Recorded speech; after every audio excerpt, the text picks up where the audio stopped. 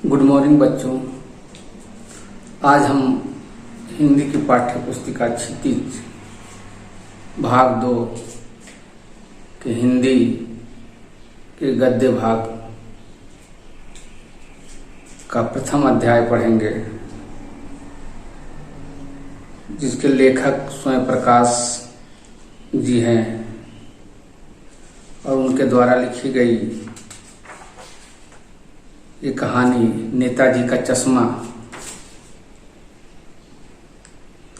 को हम पढ़ेंगे और जानेंगे लेखक ने इस पाठ के माध्यम से क्या कहने का प्रयास किया है। सर्वप्रथम हम लेखक स्वयं प्रकाश की जीवनी पर थोड़ा सा प्रकाश डालेंगे। लेखक स्वयं प्रकाश का जन्म सन 1947 को मध्य प्रदेश इंदौर में हुआ था और उन्होंने मैकेनिकल इंजीनियरिंग की पढ़ाई की थी और उन्होंने विभिन्न प्रतिष्ठानों में नौकरी की। उनका अधिकतर नौकरी का जो समय है वो राजस्थान में बीता। उसके उपरांत वे शिक्षा सेवानिवृत्ति के उपरांत वे भोपाल में आकर अपना जीवन व्यतीत करने लगे। इन्हीं दिनों उन्होंने बहुत सारी उपन्यास और कहानियों का रचना की। उनकी कहानियों की बात करें तो कुल 13 कहानियों की रचना उन्होंने की। सूरज कब निकलेगा, आएगा अच्छे दिन भी, आदमी जात का आदमी और संधान, इन कहानियों में कुछ प्रमुख कहानियां हैं। बीच में विनिमय और ईंधन उपन्यास उसके काफी चर्चित रहे। उन्हें पहल सम्मान, वनमाली सम्मान और राजस्थान साहित्य अकादमी पुरस्कार से सम्मानित किया गया। उन्होंने अपने रचना में जाति संप्रदाय और लिंग के आधार पर भेदभाव और वर्ग शोषण के विरुद्ध चेतना को जागृत किया। आज हम उनके द्वारा लिखा गया पाठ नेताजी का चश्मा पढ़ेंगे। हलदार साहब को हर 15वें दिन कंपनी के काम के सिलसिले में उस कस्बे से गुजरना पड़ता था। कस्बा बहुत बड़ा नहीं था जिसे पक्का मकान कहा जा सके, वैसे कुछ भी मकान, और जिसे बाजार कहा जा सके वैसा एक ही बाजार था।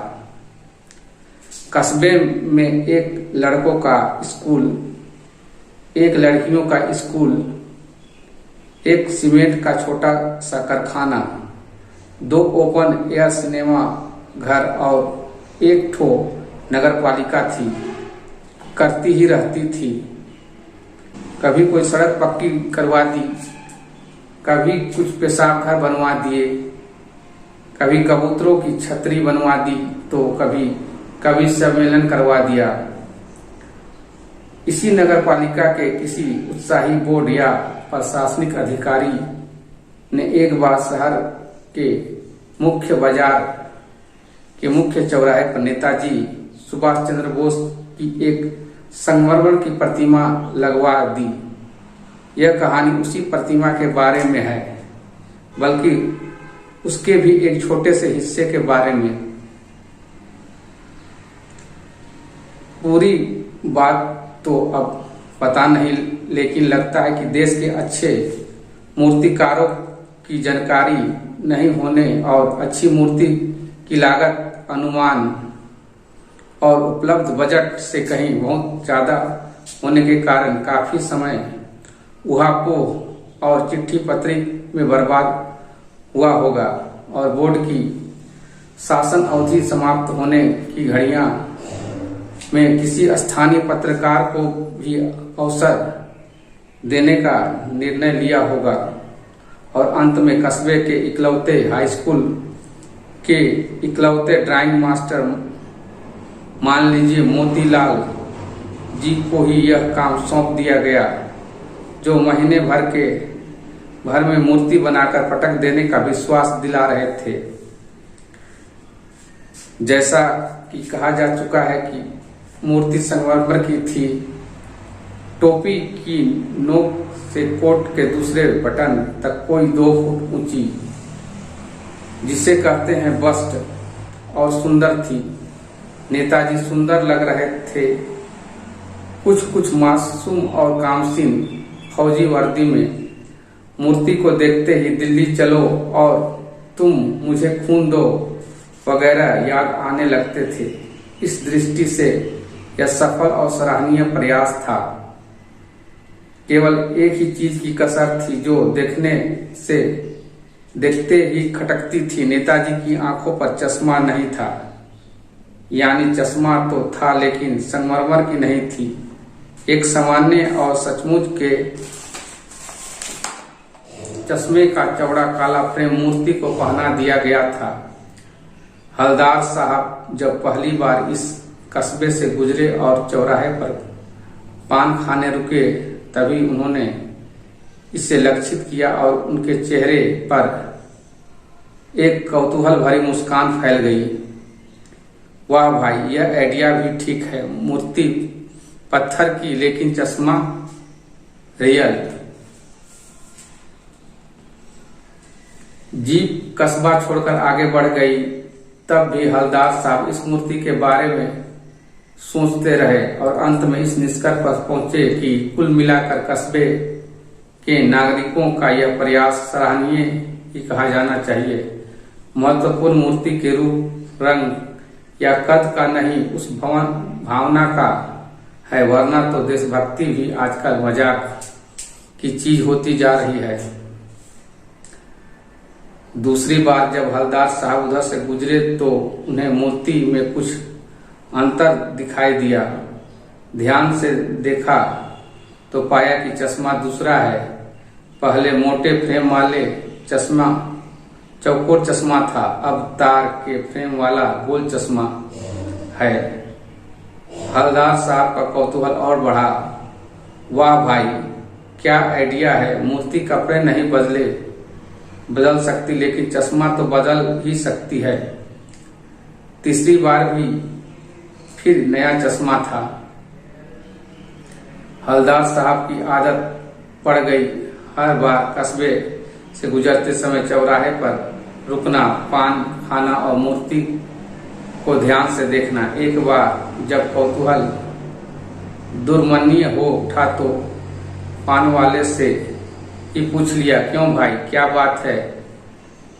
वो, यह तुम्हारे नेताजी का चश्मा हर बार बदल कैसे जाता है? पान वाले के मुंह में पान ठूसा हुआ था।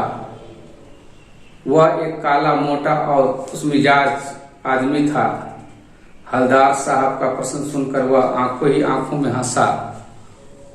उसको तोंद थिरकी। पीछे घूमकर उसने दुकान के नीचे पान थूका और अपनी लाल काली बत्ती सी दिखाकर बोला, कैप्टन चश्मा वाला करता है। क्या करता है? हवलदार साहब कुछ समझ नहीं पाए। चश्मा चेंज कर देता है, पान वाले ने समझाया। क्या मतलब? क्यों चेंज कर देता है? हवलदार साहब अब भी नहीं समझ पाए। कोई गिराक आ गया समझो, उसको चौड़े चौखट चाहिए, तो कैप्टन किधर से लाएगा? तो उसने मूर्ति वाला दे दिया, उधर दूसरा बिठा दिया। अब हवलदार साहब को बात कुछ समझ में आई। एक चश्मे वाला है जिसका नाम कैप्टन है, उसे नेताजी की बगैर चश्मे की मूर्ति बुरी लगती है, बल्कि आहत करती है, मानो चश्मे और बगैर नेताजी की असुविधा हो। इसलिए वह अपनी छोटी सी दुकान में उपलब्ध गिने चुने फ्रेमों में से एक नेताजी की मूर्ति पर फिट कर देता है, लेकिन जब कोई ग्राहक आता है तो वह उसे वैसे ही फ्रेम की दरकार होती है जैसा मूर्ति पर लगा है। तो कैप्टन चश्मे वाला मूर्ति पर लगा फ्रेम संभवतः नेताजी से क्षमा मांगते हुए लाकर ग्राहक को दे देता है और बाद में नेताजी को दूसरा फ्रेम लौटा देता है। वाह भाई, खूब, क्या आइडिया है। लेकिन भाई एक बात अभी तक समझ में नहीं आई। हवलदार साहब ने पान वाले से पूछा, नेताजी का ओरिजिनल चश्मा कहाँ गया? पान वाला दूसरा पान मुंह में ठूस चुका था। दोपहर का समय था, दुकान पर भीड़ भाड़ अधिक नहीं थी। वह फिर आंखों ही आंखों में हंसा, उसकी तोंद थिरकी, कत्थे की डंडी फेंक पीछे मुड़कर उसने नीचे पीक थूकी और मुस्कुराकर बोला, मास्टर बनाना भूल गया। तो बच्चों आज इतना ही पढ़ेंगे। अब थोड़ा इस पाठ को समझते हैं। तो बच्चों इस पाठ में एक कस्बा है जहां आप लोग जानते ही हैं, कस्बे जहां कुछ 10-15 घर होते हैं और एक आध स्कूल वगैरह होती है।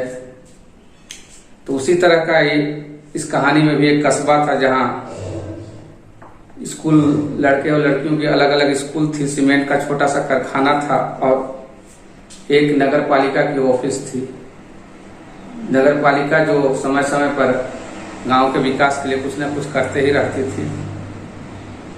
कभी पेशाब घर बनवा दिया तो कभी सड़क पक्की करवा दी, कभी पीने के पानी की व्यवस्था कर दी। आप जिस शहर में रहते हैं वहां पर भी आपके शहर में नगर पालिका की ऑफिस है और वह शहर के विकास के लिए कुछ न कुछ करते हैं। आप देखे ही होंगे समय समय पर। तो इसी नगर पालिका के दिमाग में एक बात आई कि क्यों ना शहर के बीचों बीच एक सुभाष चंद्र बोस की एक प्रतिमा लगा दी जाए। लेकिन जो भी बजट उस काम के लिए सरकार के द्वारा नगर पालिका के पास आया था, वो बजट उस मूर्ति के बजट से बहुत ही कम था, जिस कारण सरकार के दिए बजट में वो मूर्ति नहीं बन सकती थी। काफी खींचातानी के बाद जब इसका कोई हल नहीं मिला तो उस बस्ती के ही मास्टर मोतीलाल को उन्होंने उस प्रतिमा को बनाने का बेड़ा दे दिया। मोतीलाल भी काफी कम समय में 1 महीने में मूर्ति तैयार करने का वादा कर दिए थे, जिस कारण से उन्होंने जल्दीबाजी में एक 2 फुट की सुभाष चंद्र बोस की मूर्ति बनाकर बीच चौराहे में लगा दी। हालांकि उस मूर्ति में सारा कुछ सही था, उसके कपड़े, उसकी शारीरिक कटकाठी सब कुछ ठीक थी, लेकिन उन्होंने आंखों में चश्मा लगाना भूल गया था।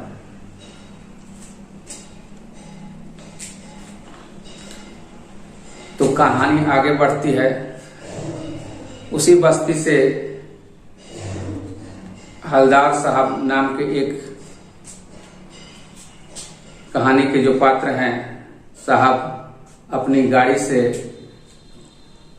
कारखाना जाने के लिए गुजरते हैं और वे उस मूर्ति के समीप से गुजरते हैं। अचानक उसकी दृष्टि मूर्ति पर पड़ती है। वे देखते हैं कि सब कुछ ठीक है, लेकिन उसकी आंखों में चश्मा नहीं है। इसी विषय को जानने के लिए वे अपनी गाड़ी को रोकते हैं और उस चौराहे पर एक पान वाले की दुकान होती है। उस पान वाले की दुकान में जाकर उस पान वाले से वे बातचीत करते हैं कि क्यों भाई, ये क्या माजरा है, इसकी आंखों में चश्मा क्यों नहीं है। तब वह पान वाला बोलता है कि शायद मास्टर जी चश्मा बनाना भूल गए होंगे जल्दीबाजी में। तो आज तक हम जितना भी पढ़े आज की कक्षा में उसका सारांश ये हुआ। अगली कक्षा में हम और आगे के भाग के बारे में पढ़ेंगे। बच्चे जो जिन्हें हिंदी पढ़ने में कठिनाई होती है वे इस पाठ को गौर से सुनेंगे और अपने घर में पूरे पाठ को जोर जोर से पढ़ने का अभ्यास करेंगे। आज के लिए इतना ही। धन्यवाद।